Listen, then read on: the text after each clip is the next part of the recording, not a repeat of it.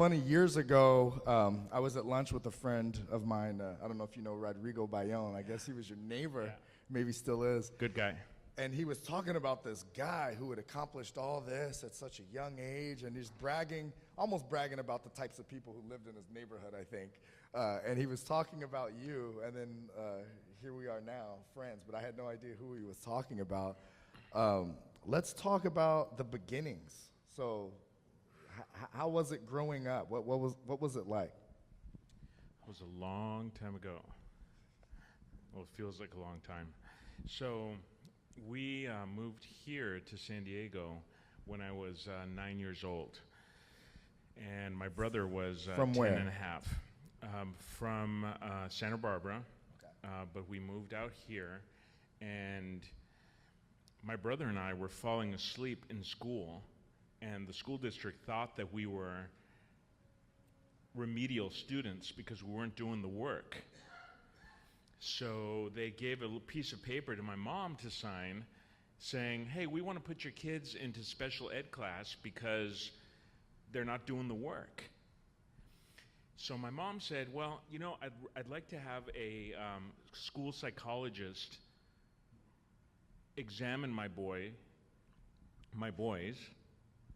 because we don't have really anything like that in our family, and they seem like they're smart kids to me, but I want a psychologist to tell us what's really going on. And at the time, the psychologist said that my brother, when he was 9 years old, had an IQ of an 18-year-old. And the problem was he was bored in class. So he took the SATs and the high school equivalency, and he started college when he was like 10, my brother. Wow. So then I followed in his footsteps. He's sitting over there.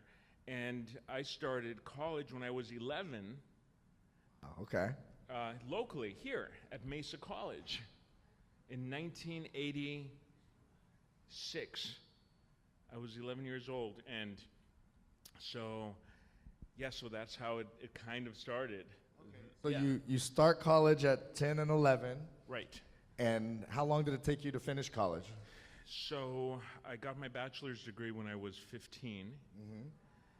And then I started law school part-time because I had to work during the day to pay for school. How old are you at this point? I was 15. Okay, and you're working to pay for school? Correct. During the day, go to night school. So why didn't your parents pay for your school? Well, my mom was a single mom. I can respect what single moms do because they sacrifice so much for their kids. And I know my mom certainly did for my brother and I both. So, so then I finished law school at 19. So she didn't have the money to pay for Correct. college and law school and Correct. stuff. So what made you want to become an attorney? I mean, So at a young age, you'd see businesses and people taking advantage of other people, and it almost seemed as if you're a lawyer, that gives you the power to prevent people from taking advantage of others, and it's a way of it's a vehicle, a tool, a weapon that you can use to help people and fight protect back. people from being taken advantage of. okay. And then once I became a lawyer, I was around 20, 21. This is 22 years ago, mind you. And Wait, how old were you when you passed the bar? I was 20. You were 20 when you passed the bar. Yeah. You become an attorney around that time. Yeah, the big joke is he's old enough to pass the bar, but he can't get into one. So you're talking about being 20 years old, becoming an attorney. Is that some type of a record? Well, I held the record for being the youngest lawyer in California history back then. But since then, a girl beat me by 1 year, so I'm no longer the youngest person ever to pass the bar, but I'm the youngest dude. So here we are, the youngest man to ever pass the bar. Is that in San Diego, California? In California. In all of California. Yeah. By the way, isn't the California bar like the top 2 or 3 hardest, one of the hardest tests in all of Yeah. the English-speaking language? Yeah. Like yeah, all it's the countries that speak English, that's the pretty most tough. difficult test. Pretty tough. So you nailed it at 20. Okay, what happened next? So then my friend had a car accident, and he was hurt pretty bad, so I handled the case for him at no charge. And got a pretty good resolution for him. And then he referred me to another friend, and then that friend referred me to another friend. Next thing you know, I have a fax machine next to my bed and a computer. And we still had pagers back then, mind you, right? So there were no cell phones, right? And I was working out of the bedroom of my house, living with my mom and my brother. Then I had 20 cases, and I said, I should get an office or something, so clients won't have to come to my house. You're making money at this point, right? Right, just started You did your friend for free, but then people started paying. And then I did his friend for free, and then I did his friend for free. Now, were you charging them up front? Were you just getting a cut of the case? So we do contingency. So ambulance chasers, personal injury lawyers, we don't charge anything up front, right? We take a percentage of what we get the client from the insurance company that represents the at-fault party. Right. So we never charge anyone anything. Okay. We get so paid now you're at the making end. money. So we start making money, and now we have a practice. I have about 1,400 active clients and 42 people who work in my office, and 18-hour days. There's a lot of young people here from high school, right? Are you guys in high school? I cannot stress to you guys enough the importance of working hard and making sure you get good grades and doing well in school, because it translates ultimately in what you do when you're out there in the workforce, whatever you're doing.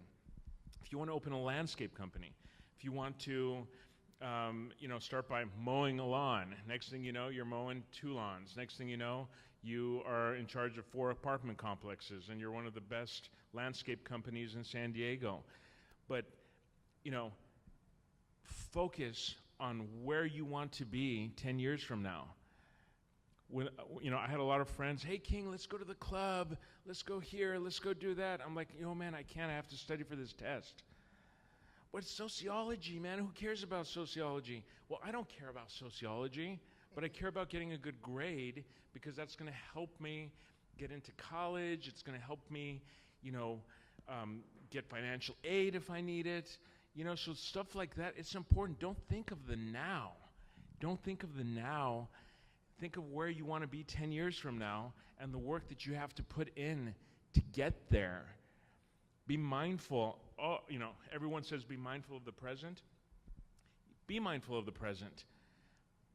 And understand that the decisions you make right now and the time that you spend and the energy that you put into what you do now will translate exponentially 10 years from now, 20 years from now. It did for my brother and I. And I think that's really important for you guys to just be mindful of your time and what you, and where you spend your energy now, when you're young and you have all of the energy in the world, and focus on what you want, and then start planning it out.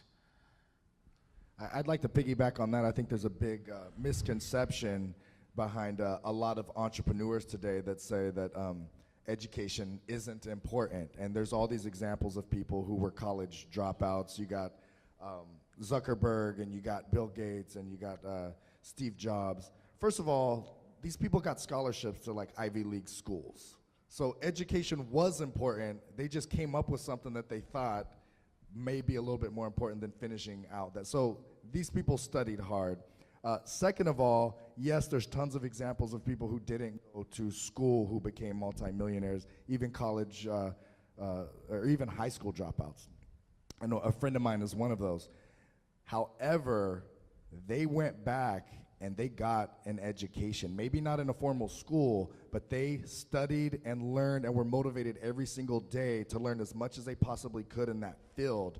And it's not that education wasn't important. They didn't go through formal education, but they're some of the most educated people on what they do that you'll ever meet. They can go toe-to-toe with any PhD guy in what they do. So the education is huge. If you're not reading every day, missing out, whether you're in college or not. I couldn't agree more. Which brings me to my next point, the philanthropy side. If you're a kind person, it doesn't matter if it's don't just be kind to your client because the client's going to make you money. Be kind to the guy who's sweeping the floor down the street. Be kind to the homeless person. Be kind to the congressman. Be kind to everybody, because everybody needs to feel kindness. Agreed. My blood is red and your blood is red. And if you're kind to everybody and you sincerely appreciate the dignity and humanity of other people, it doesn't matter what kind of business you're in, whether you're a dentist or a lawyer or a landscaper or an engineer, the universe will be kind to you. If you're sincerely kind, if you sincerely care about people, call it God. I believe in God. I think I'm a spiritual person, but some people don't, and that's fine. But the universe, the energy, whatever you want to call it, the nicer you are to people, and the more you give your time and your money, however big or small it is, the universe will return that to you tenfold. That's something that my brother and I have learned over the last 22 years. Did you guys learn that through experience, trial, and error, or was that principle instilled in you through someone else? Through our mom. Okay. It was our mom who always instilled that. And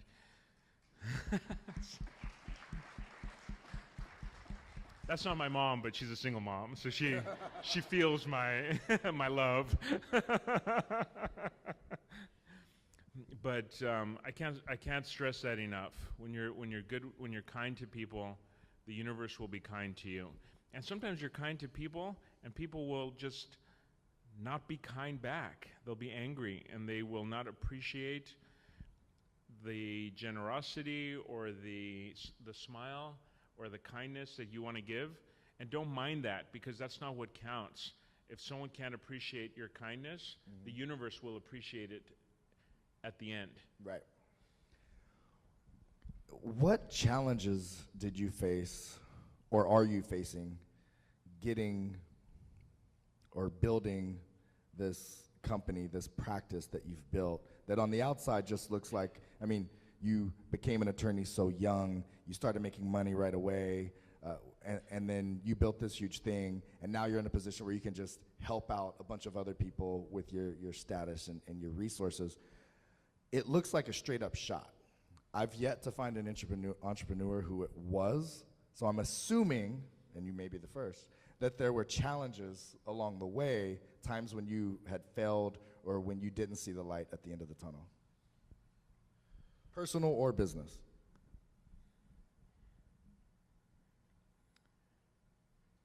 There's so many obstacles, so many people who don't believe in you or what you can do.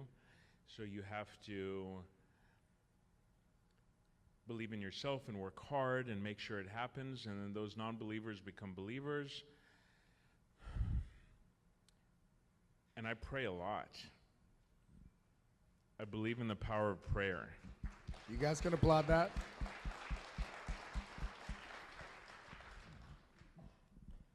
I think that if you genuinely and sincerely ask God to help you, and you come from a good place in your heart, and you treat people nice, eventually you will receive every ounce of kindness that you gave back 100%. It all comes down to being nice to your fellow person. I can't stress that enough. I know I keep talking about that, but it's played such a huge part in our ability to function and be successful, and to treat others the way you want to be treated. I know it kind of sounds like cliche. Oh, this guy's up here, he's just talking about like. Well, every religion has a form of the golden rule, which right. is, That's right. Yeah. So it Same has bread, been it's just in woven a writing different way. by the wisest people or spiritual beings for thousands of years.